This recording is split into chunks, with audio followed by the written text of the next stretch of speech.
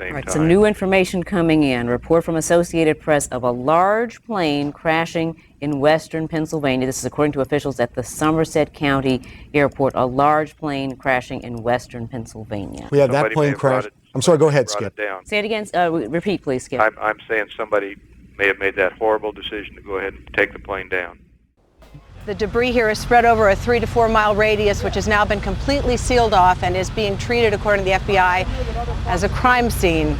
This is one of those cases where the pictures really do tell the story, that sort of the most horrifying aspect of this particular crash scene is how little debris is visible. That's really all you see is a large crater in the ground and just tiny, tiny bits of debris. There has been at least one report that the investigators out there, and there are hundreds of them, as I said tonight, have found nothing larger than a phone book.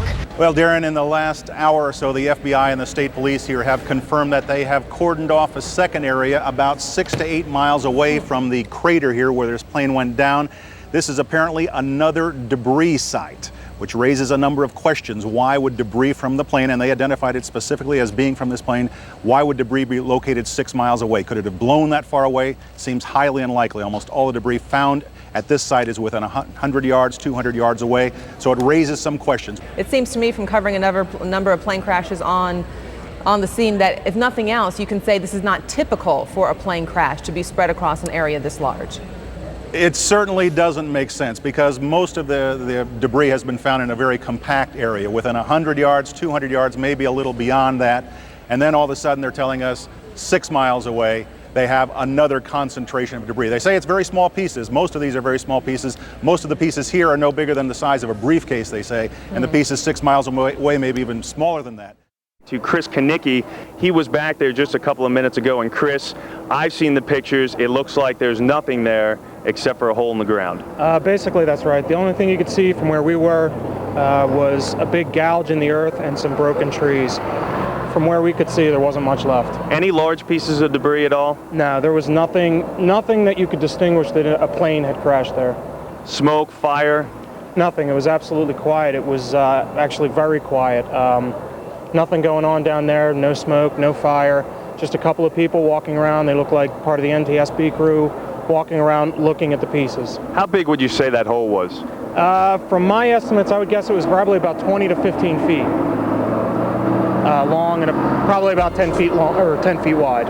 What could you see on the ground, if anything, other than dirt and ash? And you couldn't see anything. You could just see dirt, ash, and people walking around, broken trees.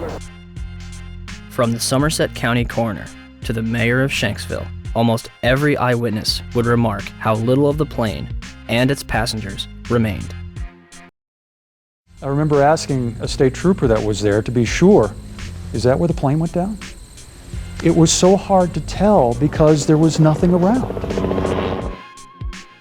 The Pennsylvania state website puts it best.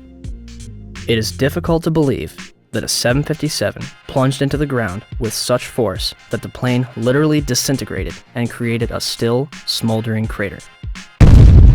Is there any historical precedent for a commercial airliner disintegrating upon impact? We heard the explosion. Actually, our power had gone off, and then we felt a tremor.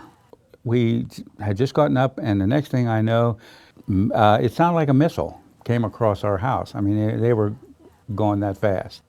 It was flying. It was coming from that direction.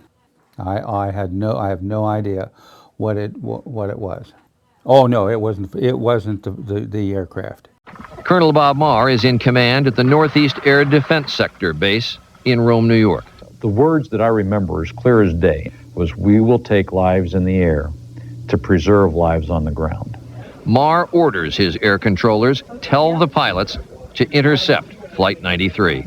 United Airlines Flight 93 will not be allowed to reach Washington, D.C. The closure time came and went, and nothing had happened. So you can imagine everything was very tense. Flight 93 is about 175 miles north and west of Washington, flying over Somerset County, Pennsylvania. Up above, a fighter jet streaks by. It was about 10:03 that the fighters reported that Flight 93 had crashed. Eventually, of course, we never fired on any aircraft. When you heard the plane was down without a shot being fired at it, do you remember what you said? We just witnessed an act of heroism. Was Flight 93 downed by hijackers in an open field in Shanksville, Pennsylvania? Or is the truth being withheld from the public?